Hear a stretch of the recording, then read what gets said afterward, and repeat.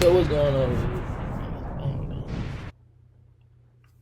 Yo, what's good, YouTube? Welcome back to kaviusrutledge, man. Hit that subscribe button because we is on the road to 1,000, man. In today's video, we got the 10 scariest players in NFL history. As you see, it's Ray Lewis. So yeah, man, we finna get into this video. This is a live reaction, man. So whatever you see how I reacted to, it's live because this is my first time seeing this video. But let's get into it, man. From playing mind games before kickoff to delivering career-ending hits, a special group of players have kept opponents up at night with their terrorizing behavior. These are the 10 scariest players in NFL history. No other player had a more iconic way of instilling fear in the eyes of his opponents than Ray Lewis. And he did it before the game even started. His pregame entrance was a declaration of war.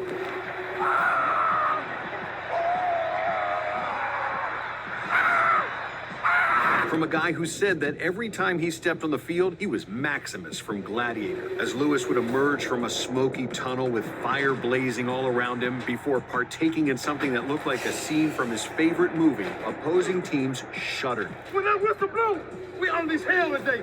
When that whistle blow, we unleash hell. Because they knew what was coming. 60 minutes of bone-crushing hits from number 52. Sports Science said the only reason he didn't break his opponent's bones on every hit is because the shoulder pads absorbed 50% of the force. Lewis was so powerful that he didn't even have to be locked in on a player to lay them out. Having shared a division with him for many years, former Bengals wide receiver Chad Ochocinco decided that he had finally had enough of Lewis's reign of terror. While Lewis had his eyes on the ball, Ochocinco tried to get payback for countless brutal hits with a blindside shot on the linebacker. Yet, despite paying no attention to Ochocinco, Lewis leveled him to the ground like it was nothing and left the wideout gasping for air. When Rudy's coming, I tried to blindside Ray. He ran me over. Consider it a lesson to never test one of the most vicious to ever do it. He wasn't looking and still ran through me. And unfortunately, the concussion set in. I tried to pretend like nothing happened. Along with making every hit count. You end up getting a concussion after that? What the? Just quality over quantity for Lewis. To this day, he is still the NFL's all-time leader in career solo and combined tackles with 1,568 and 2,059. Dang. Having a "this is war" mentality is definitely something that the terrorizing Jack Tatum could relate to, but there was nothing even remotely close to civilized about his play. Tatum developed a reputation for being absolutely ruthless with his hits, and sometimes even crossing the line. Because of this, he became known as the Assassin, and for good reason. Fiercest hitter at safety ever, and Jack Tatum, aforementioned by me, fiercest hitter in the game. The assassin. Yep, the assassin. During a 1978 preseason game, on an incomplete pass over the middle, he paralyzed Patriots wide receiver Darryl Stingley from the chest down. Not only were people furious that Tatum paralyzed another player, they couldn't believe it happened during a meaningless preseason game. And to make matters worse, Tatum never apologized for Oh that. my God.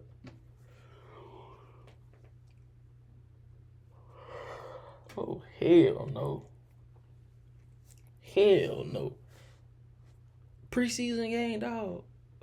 What? And you ain't say I'm sorry or nothing, bro. Oh my God, bro. I wasn't even trying to hurt somebody like that on preseason, but heck no.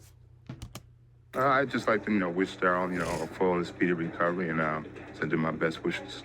And even went as far as saying this: I understand why Darryl is considered the victim, but I'll never understand why some people look at me as the villain. While this response This is may come as a preseason. bit of a shock, Tatum's idea of a good hit sheds some light on his approach to the game. My idea of a good hit is when the victim wakes up on the sideline, train whistles blowing in his head.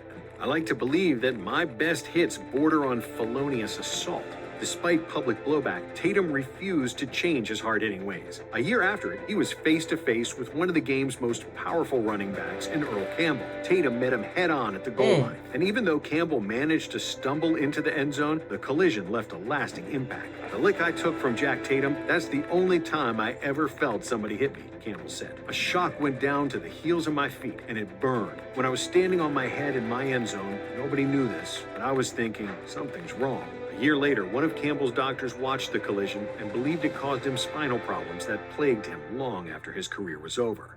Tatum's hits will live forever in infamy, but they're still not the most famous hits in NFL history. That distinction belongs to arguably the greatest defensive player ever, Lawrence Taylor. With the football world tuned into a 1985 Monday Night Football game between the Giants and Redskins, Taylor, on a single play, changed the sport forever. As Washington ran a flea flicker, Taylor saw right through the trickery and pounced on QB Joe Theismann like a jungle cat. Taylor and a handful of players immediately signaled to the sideline for help, as Theismann was in excruciating pain and unable to get up. Having broken both bones in his lower leg, Theismann never played another snap. Because of that play and Taylor's overall dominance at the position, teams at all levels began placing an emphasis on the left tackle position to protect the quarterback's blind side. Although the play ultimately defined his career, Taylor's accolades should be just as memorable. As the iconic John Madden put it, he changed the way defense is played, the way pass rushing is played, the way linebackers play, and the way offenses block linebackers. As a 10-time Pro Bowler, Taylor became just the second defender to win the league's MVP award. He was also named Defensive Player of the Year 3 times. Legendary coach Bill Belichick served as Taylor's defensive coordinator with the Giants and said, "What makes LT so great, what makes him so aggressive, is his total disregard for his body."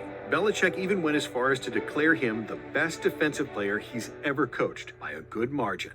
And while Taylor had no intentions of ending Theismann's career, the same cannot be said for when Hall of Fame linebacker Dick Butkus was out there. According to fellow Hall of Famer Deacon Jones, he was an animal, and he was a well-conditioned animal, and every time he hit you, he tried to put you in the cemetery, not the hospital. This savage playing style and mindset came from Butkus's unique warm-up routine. When I went out on the field to warm up, I would manufacture things to make me mad, he said. If someone on the other team was laughing, I'd pretend he was laughing at me or the Bears. I'd find something to get mad about. It always worked for me. But opposing players were definitely never... Dog sound like Bobby Boucher. at Butkus, because in reality, they were deathly afraid of him. Oh, he was going to kick Murray. You know what? The first time I ever played against him, a rookie year. As former Packers running back MacArthur Lane once put it, if I had a choice, I'd sooner go one-on-one with a grizzly bear than with Butkus. I prayed that I could get up every time Butkus hit me. In addition to laying the boom on guys like Lane, Butkus led one of the NFL's all-time greatest defenses and tackles for 8 straight seasons. Jack Lambert was another linebacker in charge of one of the league's most terrorizing defenses ever, serving as the face of the Steel Curtain. And it was an unforgettable face, to say the least. Missing his 4 upper front teeth, Lambert's toothless snarl was the perfect representation of his playing style. Before becoming a legend, John Elway in his first career game had to go up against Lambert's Steelers. It was a moment that Elway would never forget, and one he couldn't wait to end. He had no teeth and he was slobbering all over himself, Elway said. I'm thinking, you can have your money back, just get me out of here. I can't tell you how badly I wanted out of there. Nicknamed Dracula in cleats, Lambert's motto was, we're the Pittsburgh Steelers. We're supposed to be the intimidators. He did everything he could to live up to this, even if it meant almost getting thrown out of the Super Bowl. In Super Bowl 10, Cowboys safety Cliff Harris taunted Steelers kicker Roy Girella by patting him on the head following a missed field goal. Lambert responded immediately by body slamming Harris to the ground. After the game, he explained the move by saying, when I see injustice, I try to do something about it. Lambert never shied away from confrontation and always had his teammates' backs. His bold attitude and fearless play inspired teammates and propelled them to 4 Super Bowl victories in just 6 seasons. And with just as cool a nickname as Dracula in cleats, Dick Night Train Lane was never supposed to make this list, let alone play in the NFL. Lane played just 1 season of junior college football before serving in the U.S. Army for 4 years. After being discharged from the Army, he happened to pass by the Los Angeles Rams office on his bus ride to work. Despite a total lack of experience playing the sport at a high level, Lane decided to stop in and asked to try out as a receiver. The team was so blown away by his raw athleticism that they gave him a spot. Lane eventually switched to defensive back, and the Rams quickly fell in love with his ferocious playing style. It didn't take long for the rest of the league to become familiar with this, as the NFL had to create rules against Lane's brutal tackling style. He became known for wrapping players around the neck or grabbing their face mask and slinging them to the ground. people started calling the move the night train necktie. In 1961, he tackled John Arnett by the face mask while he was running at full speed and left him lying motionless on the field. The next year, the NFL made a rule prohibiting grabbing the face mask to make a tackle. They later banned a tackle around the head and neck, or what was called a clothesline tackle, largely because of night train. For Lane, there was no malicious intent with it, explaining, "My object is to stop the guy before he gains another inch. I'm usually dealing with ends who are trying to catch passes, and if I hit them in the legs, they may fall forward for a first down. There's nothing I hate worse than a first down." In addition to wreaking havoc with his tackling style, Lane was also a menace as a ball hawk. To this day, he still holds the NFL record for most interceptions in a season with 14, somehow doing so in only 12 games. But Lane isn't the only player on this list who also finds himself all over the NFL record book. And while most people associate scary football players with defenders, this guy actually played on the other side of the ball. Throughout his career, Jim Brown made sure that the opposing team always saw him in the warm-ups. He said, knowing that they'd been told all about me all week and how they'd have to watch out for me and how they'd have to plan to stop me and gang tackle me, I challenged them by saying, "This is the guy, man. Take a look. Here it is, right now. 232 pounds, 6 foot 2 inches. I can beat you in a 40, and I got attitude. The attitude is, you're gonna hit me, and I'm gonna hit you." What could be mistaken for an arrogant mindset by Brown was a well-earned, confident swagger. He knew that he was nearly impossible to bring down, as he led the league in rushing in 8 out of his 9 seasons. Unfortunately for Brown's opponents, this unbelievable feat wasn't just the result of him just outrunning them. Saying that he viewed football as the closest civilized thing to war, Brown would often bulldoze his opponents. His famous line was, "Make sure when anyone tackles you, he remembers how much it hurts." And his opponents sure did remember it, as Brown set the all-time record for most career rushing yards with 12,312. yards per carry with 5.2, and rushing touchdowns with 106. It's been more than 50 years since he retired, and his record of career rushing yards per game still stands at 104.3. Not only has it stood the test of time, but no other player has even cracked the 100 yards per game mark since.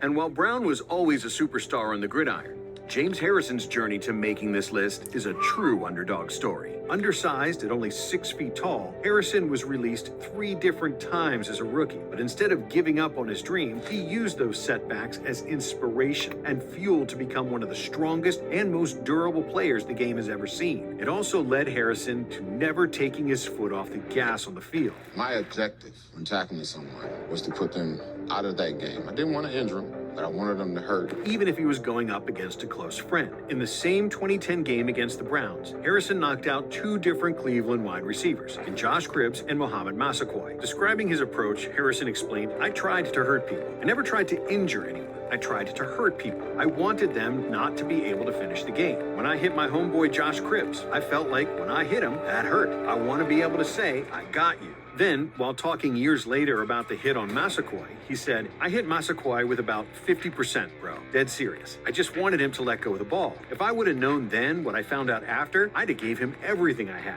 If I'd known they was going to fine me $75,000 for that, I would have laid into him. He might not have gotten off that field." As Harrison got older, neither his viciousness nor his otherworldly strength faded. While most defenders don't play past 39, he was still lighting up opposing wide receivers and going viral for his workout videos. A workout video from 2017 showed him doing 675-pound hip thrusts, hang cleans, and reverse lunges at 315, 405-pound decline presses, 225-pound overhead triceps extensions, and 1,800-pound sled pushes.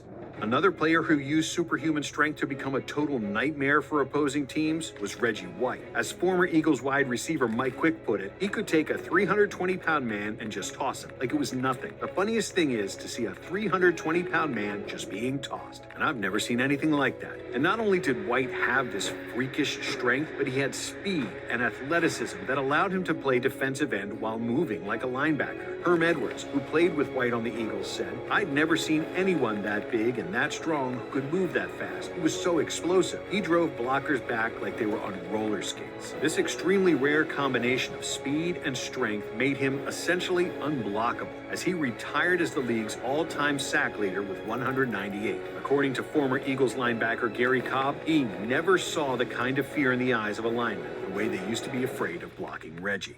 And similar to White, the final player on this list also relied on a unique combo of speed and strength. But standing at 5'11" and weighing 244 pounds, Earl Campbell shouldn't have been able to do what he did. Being that thick and condensed, it was no surprise that he could and would often run defenders over, punishing them with his aggressive play. But the crazy thing about him was that he was just as fast as he was strong. People his size aren't supposed to have 4.6 40-yard dash times. Campbell ran angry out there, and with his massive 36-inch thighs, he never went down without a fight. The team's equipment manager joked that they made 4 sizes of thigh pads: small, medium, large, and Earl Campbell. No moment shows just how powerful Campbell was and a play from when he was only a rookie. He met Rams All-Pro linebacker Isaiah Robinson in the hole with a head-on collision that left the defender flat on his back. Campbell then shredded another tackler who held on for dear life and was left with nothing but a piece of his jersey as Campbell kept charging forward. He was a human wrecking ball out there, just demolishing opposing defenders. Legendary Steelers linebacker Joe Green claimed that Campbell could inflict more damage than any other running back he's ever faced. Former Cowboys safety Cliff Harris agreed, saying, "When you finished a game against Earl, you had to sit in a tub with Epsom salts." And despite constantly using his body to deliver beatings to opposing players, Campbell, throughout his career, only missed 6 games due to an injury, a testament to his next-level toughness.